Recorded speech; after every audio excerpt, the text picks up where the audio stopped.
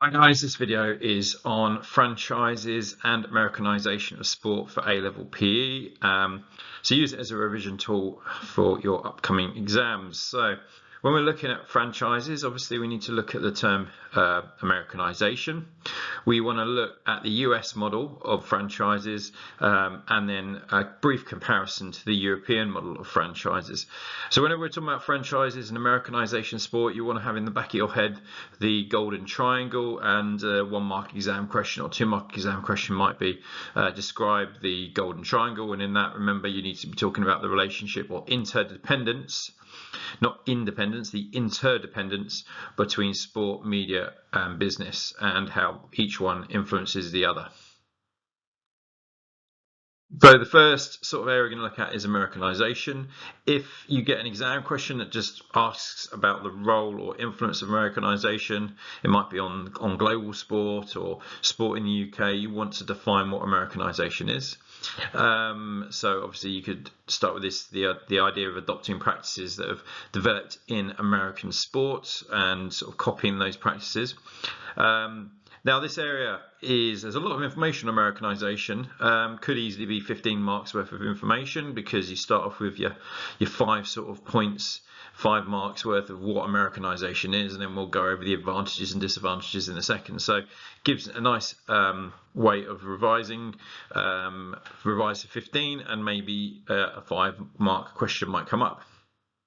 So all of these are sort of points that you could have in your sort of explanation of what Americanization is. Obviously, if you start with the definition, which is 1 mark, and then sort of bring in some other points. So you could talk about the role of commercialization.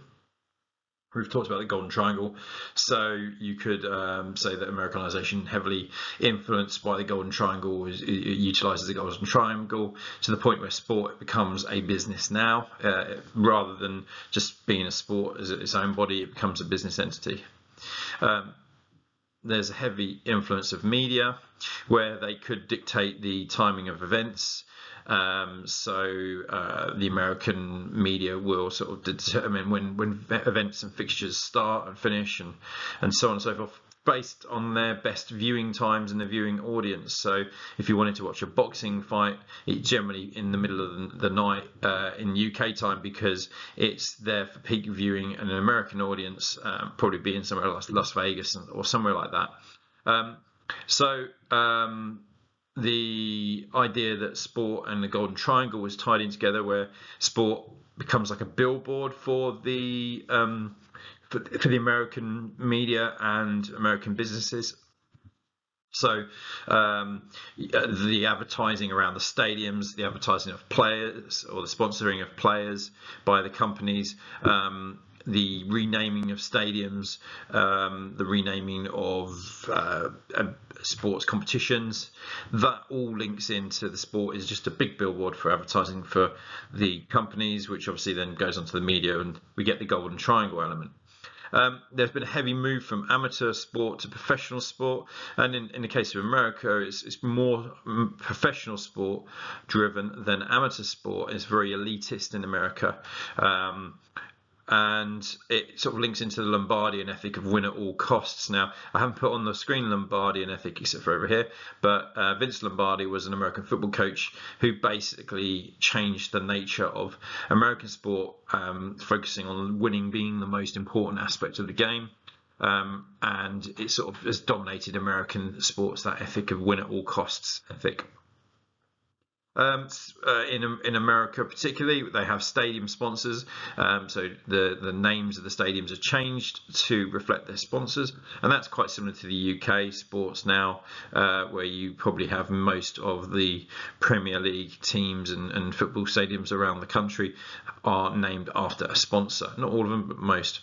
And it would be useful just to remember a few examples in UK sport, like the Emirates Stadium or the Etihad, for example. That obviously brings in the term franchises into Americanization. It's a heavy sort of Americanism franchises, the idea of franchises, and we'll look at that in a bit more detail. The idea of American sport is essentially an entertainment package. So you have like the halftime cheerleaders. You have, if you think about the Super Bowl, if you've ever watched that, they have essentially a big pop concert in the middle of the event. The entertainment is, they spend more time on the entertainment probably than the actual event itself. So it's definitely more than just the sport.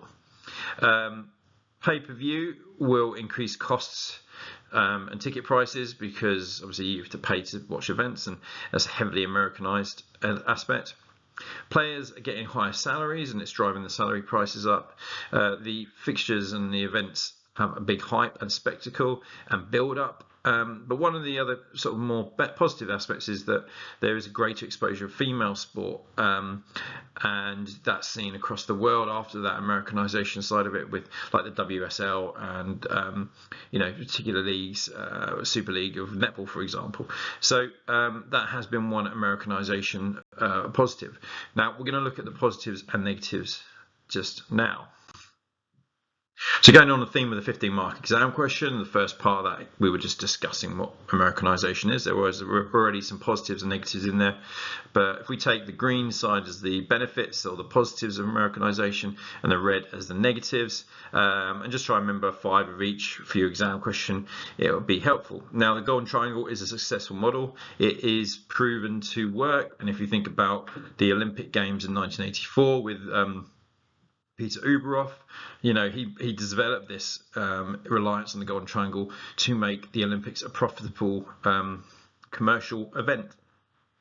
And the investment back into the stadium has made the American stadiums and franchise stadiums phenomenal facilities for fans and spectators.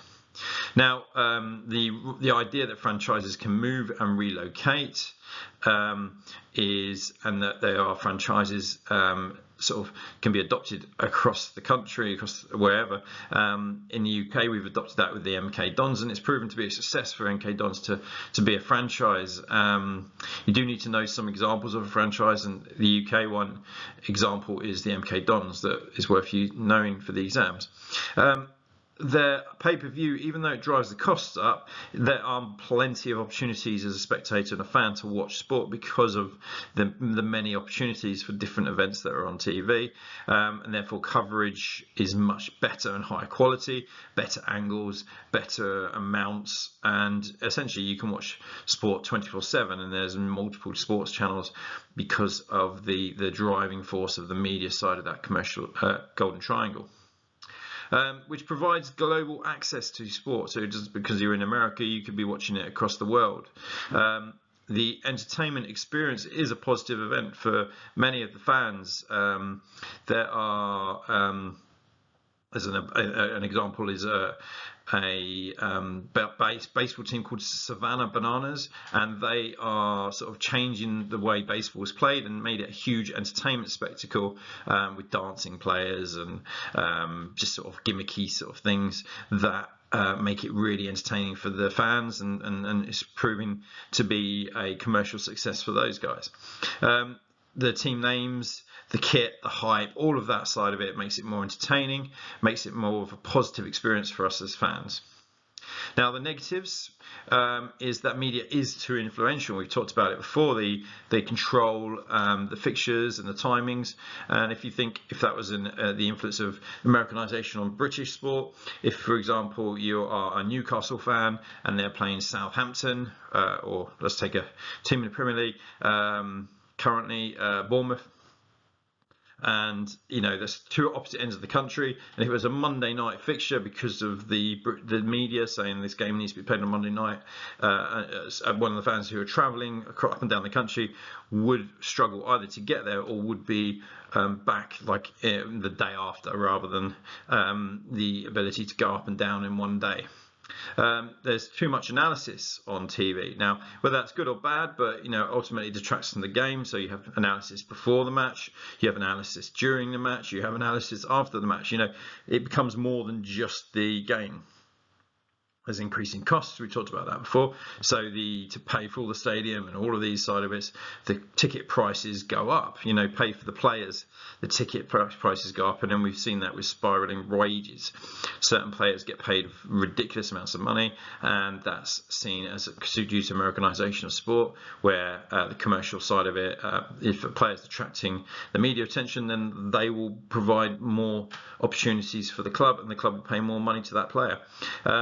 The main sports dominate in America and Americanization. So even in England, the main sports are football, rugby, and cricket, and they get most coverage on TV rather than sort of like the minority sports. Players become commodities. Particularly if you ever watch films like Moneyball, American baseball films, where players are just traded and they become commodities because the sport is a business and what they can do to improve the business. So players bought and sold, they're seen as a commodity, as an item rather than as an individual person. And then there tends to be a loss of local identity. So we lose the idea that because players are transferring, they're coming from all over the world, we lose that sense of a local team and local identity of players. So let's talk about franchises, and an exam question will potentially ask you about franchises directly. However, if it is an Americanization, just get that word franchises into your answer. So we'll start off with just the structure on what a franchise is, which is buying the rights to own a particular team in a particular league.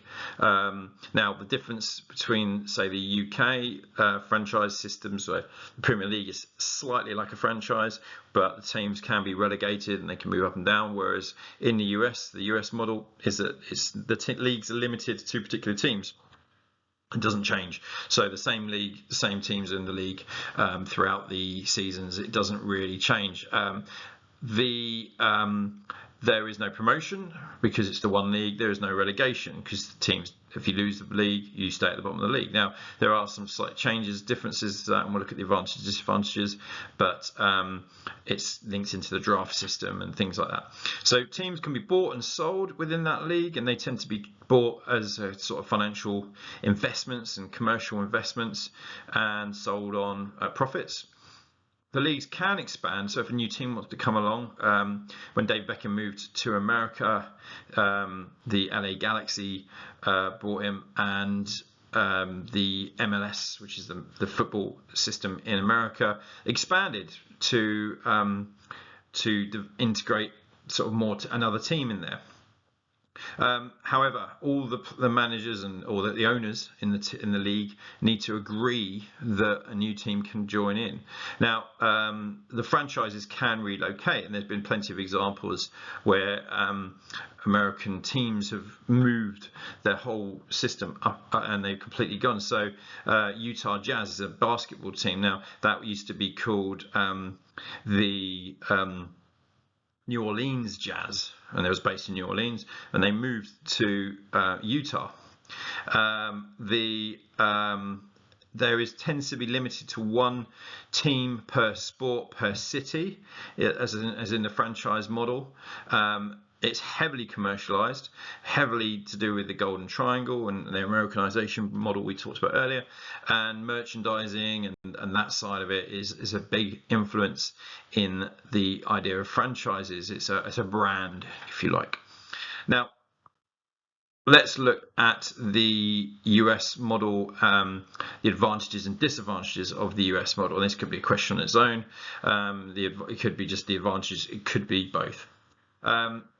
And in terms of franchises, the advantages is that it can relocate. If a franchise isn't doing so well, they can up and move and relocate. And in terms of the Utah Jazz, they moved because of the fan base. They were losing money.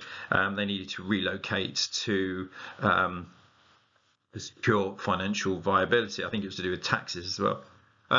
There is a financial security in the US model, and there's a thing called the national revenue, and what that means is that the league sort of shares its money out. The money goes into a pot and everyone gets an equal share of that money. Leagues can expand, we talked about that earlier. It's an advantage because it can, if there's a commercial justification for a team to enter the league, then they will expand for commercial reasons.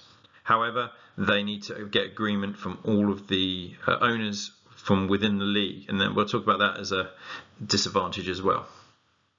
Because there is no fear of relegation, so what you don't have necessarily is the managers getting sacked because they're not doing so well as you do in say, European football. The brand of the franchise is developed and sold and globalized. There's a huge amount of exclusive TV coverage because they are sort of linked into the franchise. There's the draft system. Now, the draft system works to give a equal opportunity within the league. So the bottom place team gets essentially the first pick of the draft, and the draft is ranking the next group of players. So the highest player, the bottom level team gets first pick, and essentially usually picks the best player. They have a playoff system in the US model of franchises because so when they get to the top, there's a competition between them to increase the competition as a playoff system. And there is more chance of winning, so you don't get one team dominating the league every single year because you've got the shared financial revenue, the national revenue, you've got the draft system, there's even player wage caps. The idea is it's more entertaining because anyone can win that league. Now, the disadvantages, if you are, and it's generally linked to the fact that franchises can up and move, so you can lose a fan base. If you're a fan and your club just decides to go, what choice do you have? You have no opinion, and your club can just disappear. And therefore, can be a lack of affinity when a club moves into a new area, and the fans might not buy into that club, which can create a low fan base and low revenue for that club. So it's a gamble if a club wants to move. And yeah, it can really impact from the fan base. Now, there's lots of traveling because it's around the whole of the US. But if your club moves and you have to travel with that club to see that club, or you don't go and you don't follow your club anymore, your team anymore.